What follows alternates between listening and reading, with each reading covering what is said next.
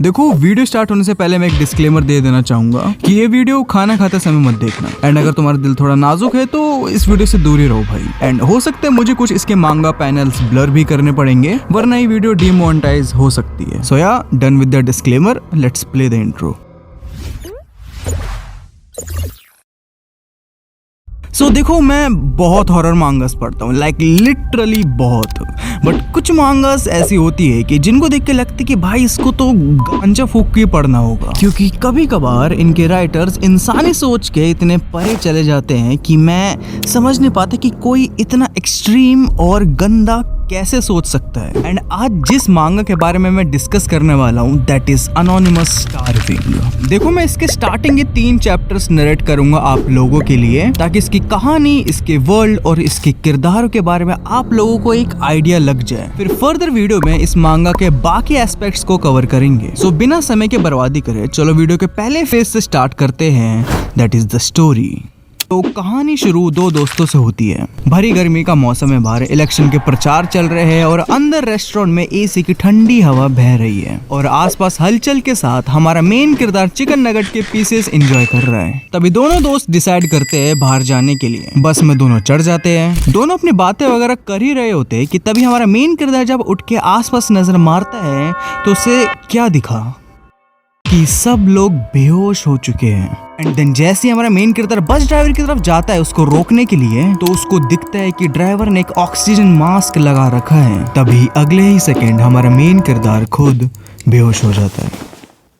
तभी जब हमारे मेन किरदार की आंखें खुलती है तो उसे पता चलता है कि वो एक फैक्ट्री में आ चुका है। एंड उससे भी बड़ी शॉकिंग चीज ये है कि उस फैक्ट्री में ह्यूमंस को मोटा करके एंड एक मशीन के थ्रू उनकी बॉडी को फ्रीज किया जा रहा था ताकि उनके मीट को प्रोसेस किया जा सके। एंड तभी एक वर्कर हमारे मेन किरदार को देख के बोलते हुए कि शायद तेरे ऊपर ड्रग्स उतनी इफेक्टिव नहीं रही, तभी तू बेहोश नहीं है एंड तू अब यहाँ से कहीं पे भी भाग नहीं सकता है। एंड सॉरी फील करता है उसके लिए कि तू अभी भी यंग है और यहाँ आके फंस गया है। एंड वो वर्कर हमारे मेन किरदार का नाम टाइप 2 रख देता है। और जैसे ही हमारा टाइप 2 कुछ बोले उससे पहले ही को उसके पीठ पे सरिया घुसा देता है और सरिये की मदद से उसको खींच के उसको एक बेसमेंट में फेंक देता है, जहाँ पे वो देखता है कि वो पूरा बेसमेंट हद से ज्यादा मोटे इंसानों से भरा हुआ है जो कि एक पाइप के थ्रू एक लिक्विड कंज्यूम कर रहे हैं, जिससे उनके सोचने की शक्ति खत्म हो चुकी है और वो सिर्फ उस लिक्विड को कंज्यूम कर रहे हैं और ड्रास्टिकली मोटे होते जा रहे हैं। तभी टाइप 2 यानी हमारा मेन किरदार को अपना फ्रेंड काजू भी दिखता है जो कि सेम लिक्विड कंज्यूम कर रहा है बट पहले से थोड़ा मोटा भी हो गया है। तभी काजू हमारे मेन किरदार को भी कहता है कि तुम भी क्यों नहीं कंज्यूम करते इस लिक्विड को।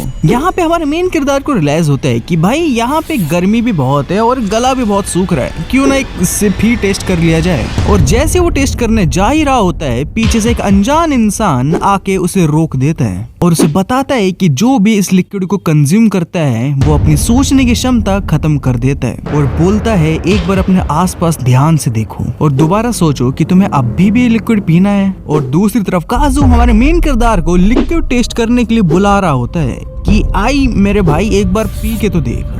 यहाँ से हमें पता चलता है कि हमारे मेन किरदार का नाम आई है। तब ये बंदा आई से अपॉलॉजी मांगता है अपने फ्रेंड के लिए और अपना नाम बताता है एज यामाबिकी और अपने दोस्त का एज नात्सुने, जो कि 3 दिन 11 घंटों से इस बेसमेंट में बंद है, बिना खाए बिना पिए इस एनवायरनमेंट में। तभी आई को ये लोग बताते हैं कि ये पूरा बेसमेंट एक ब्रीडिंग फैसिलिटी है फॉर ह्यूमंस, जहाँ पे इंसानों को मोटा किया जाता है। जिसको सुन के आई शॉक हो जाता है कि चाहे तो हमें खा लिया जाएगा या फिर मार दिया जाएगा। पैनिक होके आई जोर जोर से दरवाजा पीटना चालू कर देता है, जिसको देख के नात्सुने और यामाबिकी उसको रोकते हैं। एंड दोनों को रियलाइज होता है कि वो आने वाला है और ये रियलाइज करके दोनों आई को कहते हैं कि अब शांत रहियो, चाहे कोई भी चीज अंदर आए और ये लिक्विड को पीने की तुझे एक्टिंग करनी होगी एंड कुछ भी हो जाए तुझे पीछे मुड़ के नहीं देखना है। एंड जैसा उसको बोला जाता है वैसा आई करता भी है।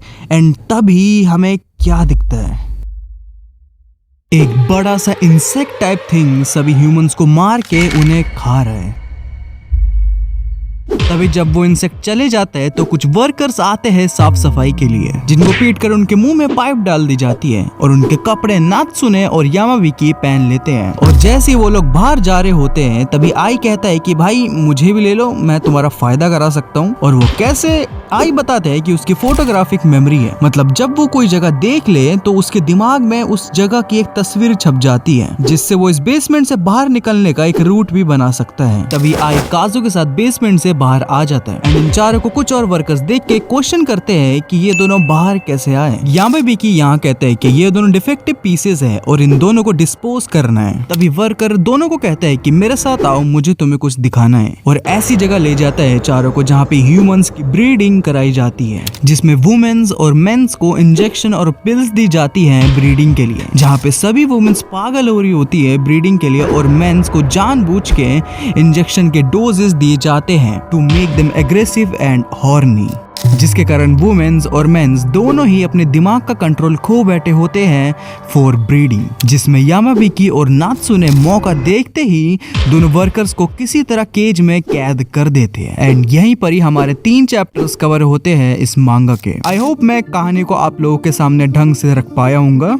नाउ अब आते हैं कि मेरा कैसा एक्सपीरियंस रहा इस मांगा को पढ़ते समय और तुम्हें ये मांगा क्यों रिकमेंड करना चाहता हूँ मैं। The first thing is the story. Anonymous starving की कहानी को इतने एंगेजिंग वे में लिखा है कि तुम्हारे मन में एक जिज्ञासा सी बनी रहती है हर एक चैप्टर के एंड में, इसलिए तुम मजबूर हो जाते हो to read the next chapter. And कभी कभार कहानी के बीच में कुछ प्लॉट पॉइंट्स ऐसे दिखा दिए जाते हैं कि यू विल बी लाइक कि भाई ठीक है यार हॉरर मांगा है but this is too much. मैं मजाक नहीं कर रहा हूँ, इस मांगा के आर्ट ने कभी कभार मेरे को इतना अनकंफर्टेबल कर दिया था कि मेरे को इवन खाने के समय भी प्रॉब्लम आ रही थी, स्पेशली स्टार्टिंग के कुछ पैनल्स में। इस मांगा में स्पेशली तुम्हें ह्यूमन एलिमेंट से रिलेटेड काफी हॉरर एक्सपीरियंस करने को मिलेगा, like the type of horror that you felt when you for the first time watch the final destination. Because final destination is a type of film जो कि भले ही हम में से किसी ने देखी हो या ना, पर इसकी क्लिप्स जरूर देखी होगी थ्रू व्हाट्सएप फॉरवर्ड्स और यूट्यूब। तुम इस फ्रेंचाइज के लॉजिक की कितनी भी बुराई और क्रिटिसाइज कर लो but you would have never experience the amount of thrill in any movie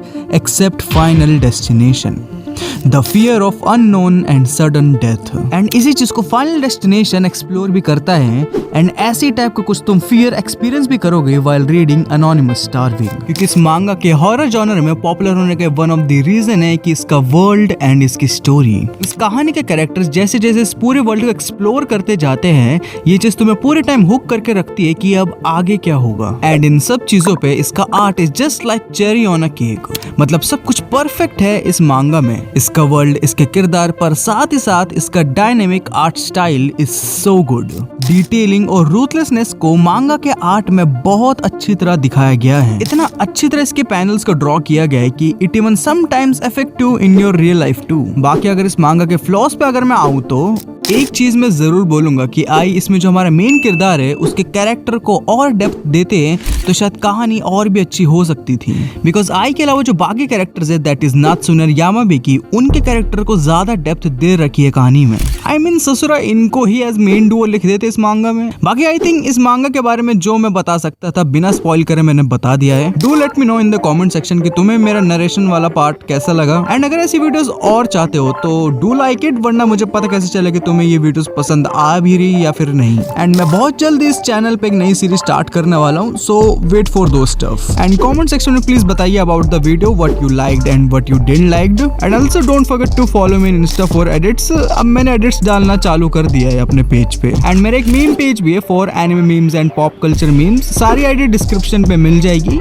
and या that's it for the video. Please do subscribe अगर तुम्हें यहाँ तक वीडियो तुमने देखी है तो। And I will see you in the next video सून। अब मैं जाता हूँ रिच चैड की खबर लेने कि साला बहुत मीम्स बना रहा आजकल। तब तक के लिए स्टे ट्यून्ड।